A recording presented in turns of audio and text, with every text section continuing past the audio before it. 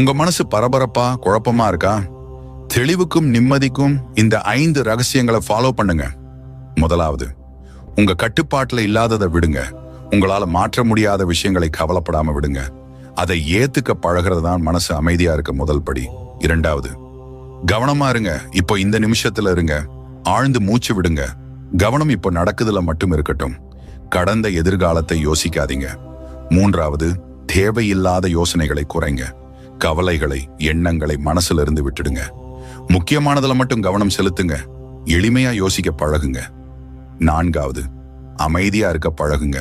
தினமும் கொஞ்ச நேரம் தனியா அமைதியா உட்காருங்க. அந்த அமைதியில தான் தெளிவு கிடைக்கும். மனசு அமைதியா இருந்தாதான் நல்ல யோசனைகள் வரும். ஐந்தாவது, நன்றி உணர்வை மனசுல ஏத்துக்கோங்க.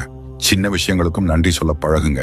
இது மனபாரத்தை குறைக்கும், நிம்மதி கொடுக்கும். உங்ககிட்ட இருக்கிறதுக்கு நன்றி சொல்லும் பொழுது மனசு லேசாகும்.